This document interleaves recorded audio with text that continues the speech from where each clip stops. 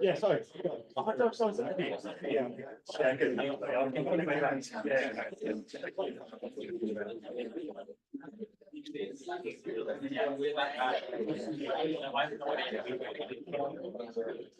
Yeah,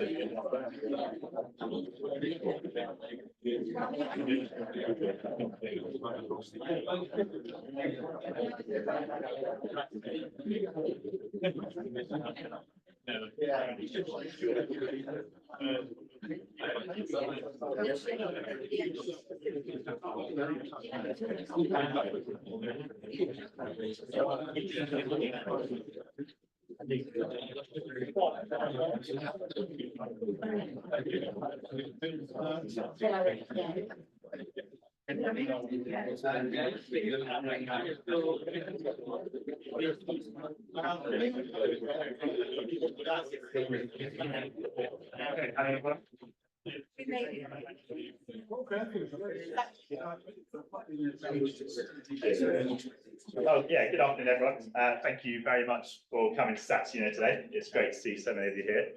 Thank you to those joining online, and thank you to those who are joining us through the Space Enterprise Labs. Now, for those of you who don't know me, my name is Jake Hannigan. I'm the Business Engagement Lead here at the Catapult. So if you're interested in any of our business support services, please do come and speak to me. The theme for this month's Satuccino is knowledge exchange, and we have a great lineup of speakers to reflect that. And kicking things off is Michael Henshaw from Loughborough University, who is a Professor of System Engineering and here to provide an update on the System Engineering PhD programme.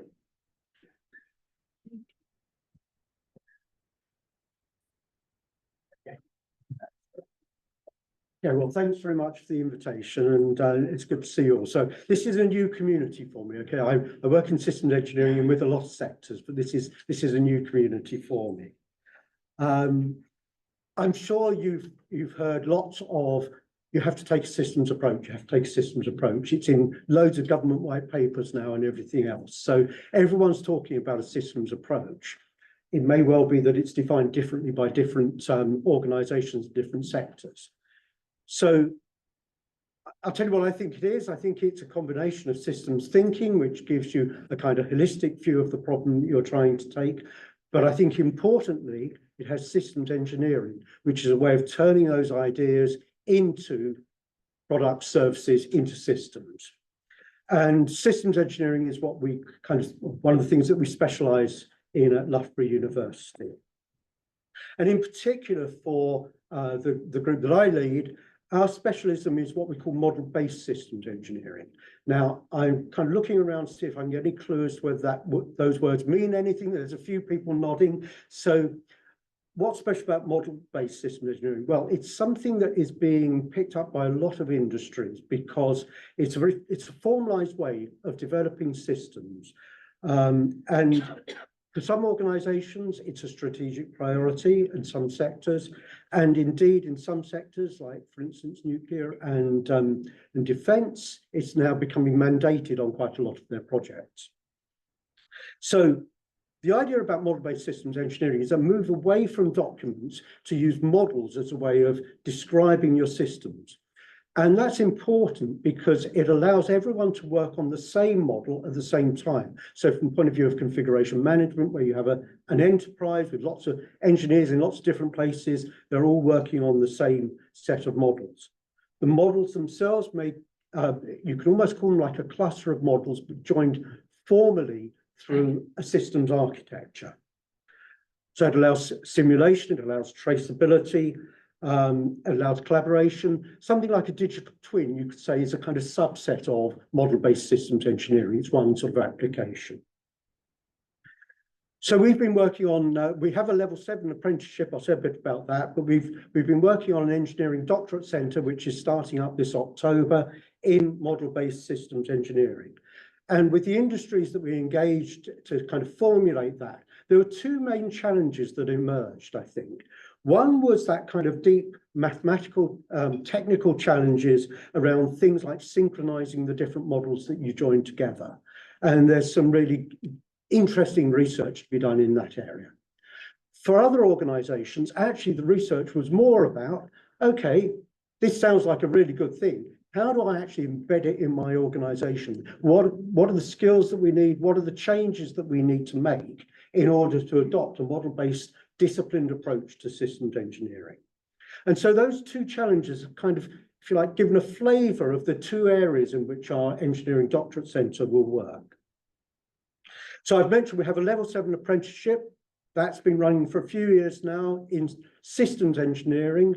We have, I think, 36 companies at the moment who send us students onto that, apprentices onto that. That's been very successful and is turning out high quality engineers. The people who join it are often people who are relatively experienced already. They're reaching a role where they're responsible for integration. The Engineering Doctorate Centre, as I say, is just starting. We're going to have our first few students starting there in October. They will be based primarily in the organisations that sponsor them and will visit Loughborough for training and for supervision. But essentially, they're embedded in the organisations working on problems that are relevant to those organisations. So we can also do short courses as well, primarily on systems thinking or systems architecting. And those are based on the modules that we teach. I've put some information about, we're running some information sessions. The first one starts tomorrow, actually. I've put that on the Space Enterprise community. So if you have people who you think might be interested in becoming a doctoral candidate on model-based systems engineering, they can join the information system session and find out more about it. So hopefully that tells you what you need to know. Perfect, thank you very much.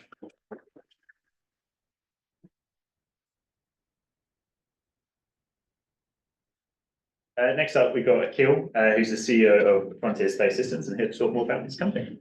Hello, Marco.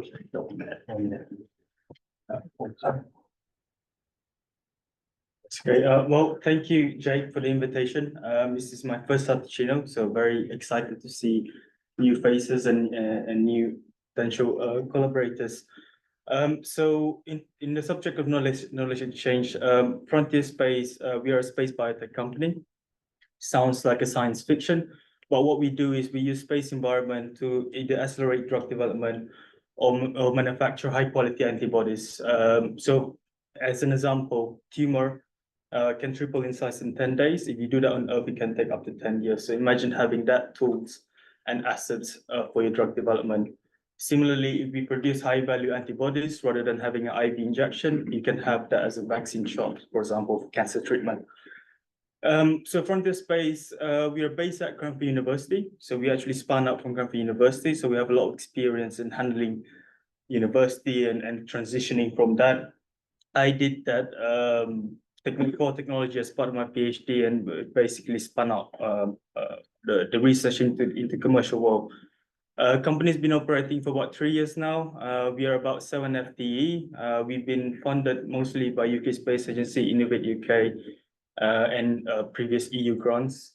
We are raising our pre-seed round at the moment, so it's about $500,000. And yeah, I'm happy to share during the networking event on my experience of how we transition from academia into the commercial world. Thank you. Thank you very much.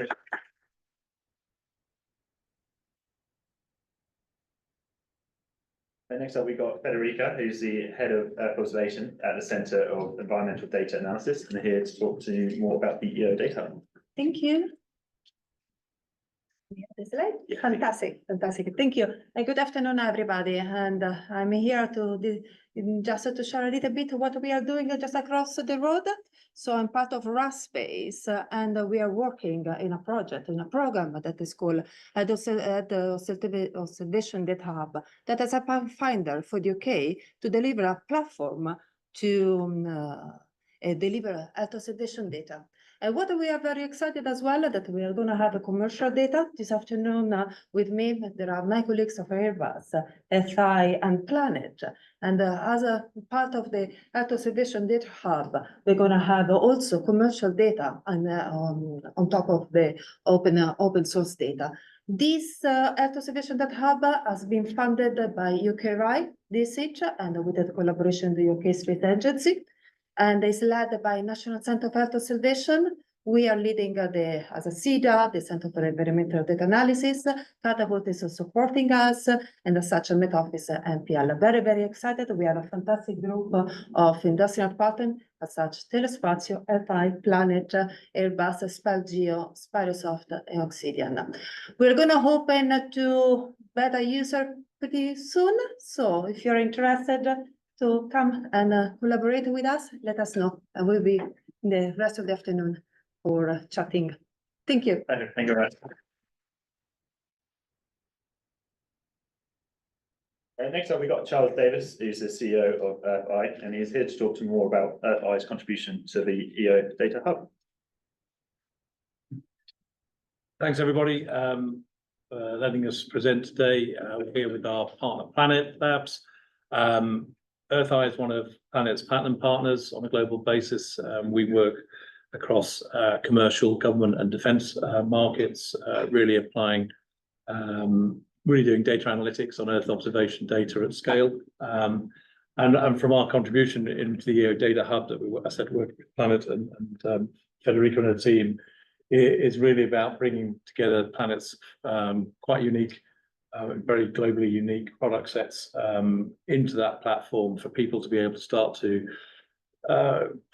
create solutions around climate change and how we manage the UK, let alone other countries around the world, by bringing in the VHR, very high resolution SkySat data sets within that, the global archive, as well as downstream, as well as downloading it and streaming it. 3 million PlanetScope data, as you can see there, and dealing that with the base maps, which are monthly and quarterly global base maps. So access to all the data around the world, as well as the surface reflectance base maps over the UK. You know, from our point of view, it's also about showing the power of these kind of platforms, the Planet Insights platform APIs, so the EO Data Hub connecting into those, as well as the Sentinel Hub APIs as well. So people will be already kind of well versed in using some of those. And the aim being all of those are feeding into the EO Data Hub as well, to kind of make it one of the leading centres for Earth observation data within the UK for everyone to use. And also we're providing kind of integration support, you know, from Planet's point of view at a systematic level, but also our point of view from EarthEye in all the work that we do with commercial customers in kind of answering the question that they want answering, as well in the right format, the right price, at the right time, and the right accuracy, and so on. So that's really our contribution into that. Lucia, have I missed anything? There we go. Great, thank you very much.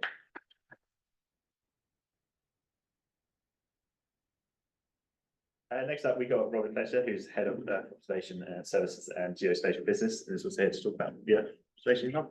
Thanks, Jack. Hi, everybody. Yeah, so you've heard from Fede, obviously leading this project, and our colleagues here from Planet. And so yeah, I head up the Earth observation services within Airbus Intelligence UK. And our role within the data hub is to bring in a commercial data sets. That's the same as Planet, really. This is a unique offering, really, in the world of data hubs. You know, normally they're there for free and open data, but the idea is to make data access easier for the end users by bringing various sources of data, be them free and open or commercial, into the same platform, which hasn't really been done before. So currently there's a busy technical workshop happening over the road where we're all talking about data integration and how we're going to do this. Which button is it?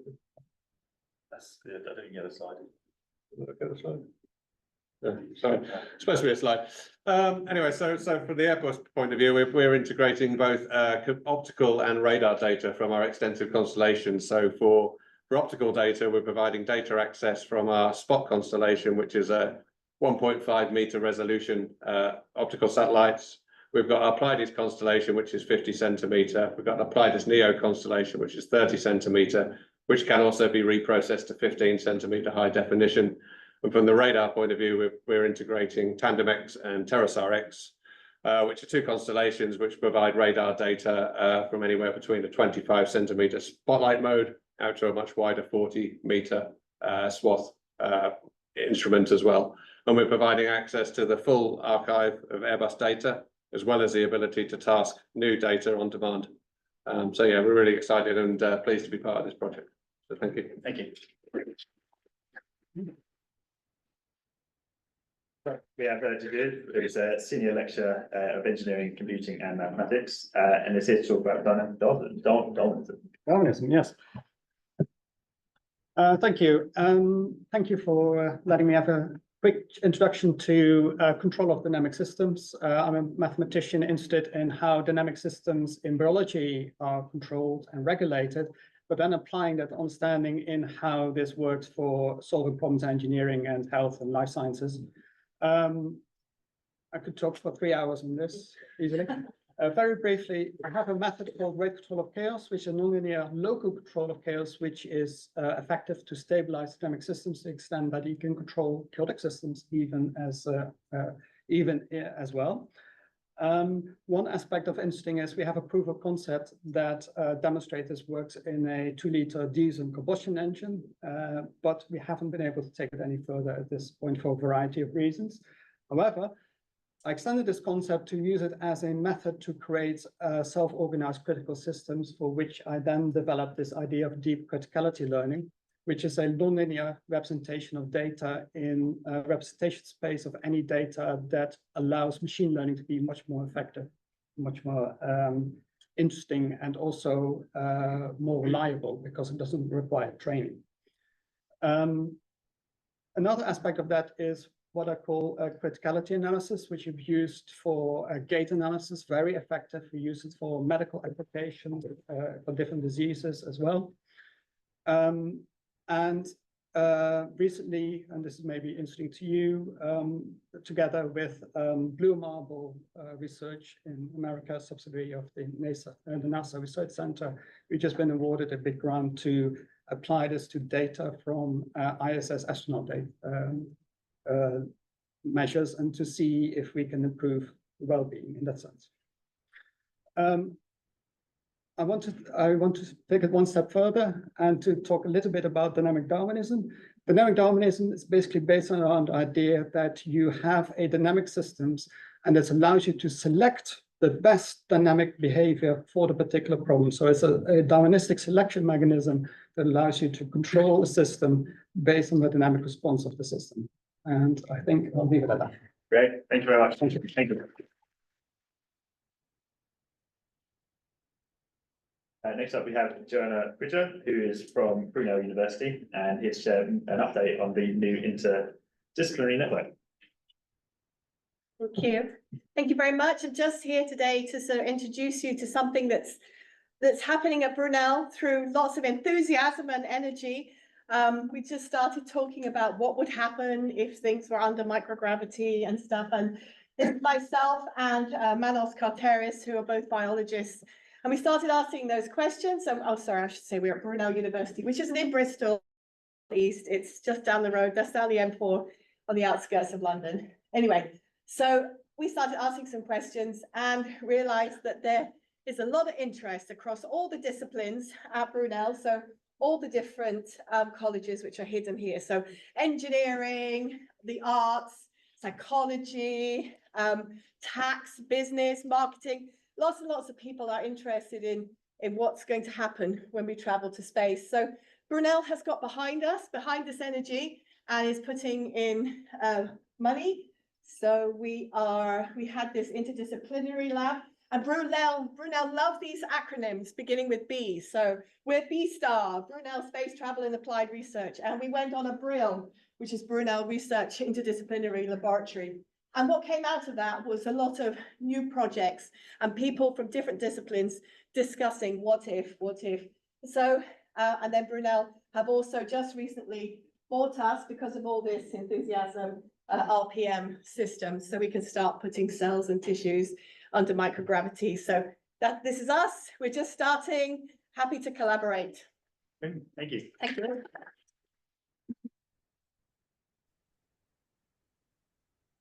Next we have Rob Mandu, who's joining us online. Rob is from the University of Southampton and is a professor of electronics and computer science, and he's here to talk to us about Telecom. Yes, hi there, Jake. Thank you. So in fact, I have two jobs. Yes, I am a professor at the University of Southampton, but I only do that 1 day a week. So 4 days a week, I work as the CTO of Telecom. Also, I was the founder of the company there. And essentially what Telecom does is we write code that runs on various different processor chips to turn them into 5G modems. And we can do that with chips that nobody else can, and in that way get 5G modems into places that nobody else can. And a key example of that is onto a satellite where you have to use low-powered devices that are tolerant to radiation. So we've been working on this now for a couple of years with Lockheed Martin. We've got a system all integrated. It's going to be launched later this year. And we anticipate that will be the world's first demonstration of a 5G base station in space. The company is about 80 staff. We're based in Southampton. And we're just working on the 5G standards for non-terrestrial networks. The promise there is that a wide variety of different devices, handsets, but also broadband access points will be able to connect into satellites in a standardized way, which will enable a widespread proliferation of satellite connectivity and become a cornerstone for 6G. Within that context, there's a debate across the industry about the correct architecture to use in different situations. There's really two candidates. There's a transparent architecture, which is where you put the 5G base station on the ground and use the satellite as a relay between the ground station and the user equipment. And then the other architecture is the regenerative architecture, which is where you put the 5G base station into the satellite in the way I described earlier. So we're giving a webinar on this topic to explore the benefits and the challenges of both different options. We'll be doing that on the 27th of June. It's not yet been advertised, but it will be soon. So I'd encourage everyone to look out for an advert for that. And you can see a sneak preview of the sort of conclusions we reach in that webinar on the screen here. We'll go through all of these different benefits, all these different challenges, and explore them in a little bit of detail. There isn't much material on this topic available in the open literature, so I've had to do quite a lot of analysis myself to pull this together. But broadly, we'll conclude that in the case of broadband systems, regenerative architecture is critical because of otherwise you have an enormous feeder link bandwidth requirement. And in the case of direct-to-device use cases, there is more of a trade-off between the two options. The transparent having a benefit of keeping the satellite simple, but the regenerative having the benefit of a improved system performance. Yeah, so please look out for the webinar, and we look forward to sharing that with you and with the world.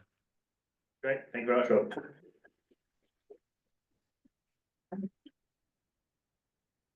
Our final speaker today is Doug Millot. He's from the Science Museum, and he's the Deputy Keeper of Technologies and Engineering. Jake? Yeah. Yeah. Hello, everyone. Thanks, Jake, for the invitation. My voice is a bit croaky, so apologies if it gives out. Some of you may well have visited the Science Museum in London over the last few decades. And if you have, you'll have seen the Space Gallery, which has had a few changes over the last few years, but parts of it are now almost 40 years old. It closes next February. That's the bad news. The good news is that we have a new Space Gallery opening a little bit further along in the museum on the ground floor, much more space, a very exciting high ceiling. The bad news is that's not for quite a few years. So the good news is that we have a temporary gallery opening just a few weeks after we close the present gallery. So extremely short turnaround time. The working title is Ages of Space, which gives you a clue as to what will be in it. So there'll be some historic acknowledgements, including the Apollo 10 command module, Tim Peake's Soyuz spacecraft, J2 engine, so quite a bit of Apollo, Helen Sharman's Sokol suit, and a few smaller items. So the current design, which is liable to change over the next few days, includes 3 islands, if you like, which deals with the historic items. We have a 4th island, which we want to devote to new space. I think we all know what new space refers to. And that island will have 4 quarters. 3 will be dealing with semi-permanent displays, including some contributions from people in this room. The 4th will be a rotating display. So typically we would have an object in that cabinet or group of cabinets for 6 months, and then we'd replace it. Now, this is all being done on a shoestring. There's no digital. It's good old-fashioned traditional museum technology, object label graphics, because there aren't the resources to do anything more. That has to wait for the turn of the decade, which will be an extremely big project.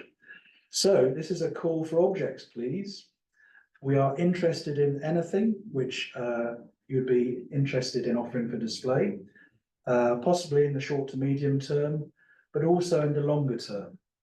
And that could be anything from, let's use a scale of reference, starting from a matchbox, shoebox, microwave oven, refrigerator, fridge freezer, small family car. Anything beyond that will have to wait the new gallery and the full ceiling height of the building. So if there's anything that you'd like to talk to me about, please do so. Contact details there. One object is already there, and we're not moving it because it's so big. It's the structural thermal model of Bepi Colombo, one of its thrusters, the kinetic thruster. So that will also feature in the new gallery. So thank you very much. Thank you very much.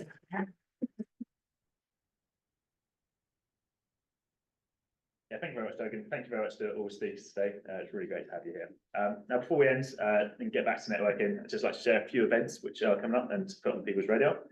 So the first one is the Farnborough International Air Show. This is taking place on the 22nd to 26th of July, so make sure to put it in your calendars. So if you can take a photo. And then the next one, just to put on people's radar, is Spacecom Expo Scotland, and this will be taking place on the 11th and 12th of September.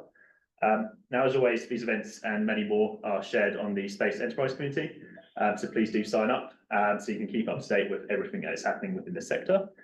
You'll also find a page full of funding and collaborative opportunities, so it's definitely worth signing up. Our next event will be taking place on the 3rd of July, and this will be our last one before we come back in September, as we do stop in August due to the summer holidays. And that brings us to the end of our event. Thank you very much, everyone, for coming. Please do grab some tea and coffee and cakes if there are some left. Thank you to those who joined online, and thank you to those who are joining us through the Space Enterprise Lab. Thank you.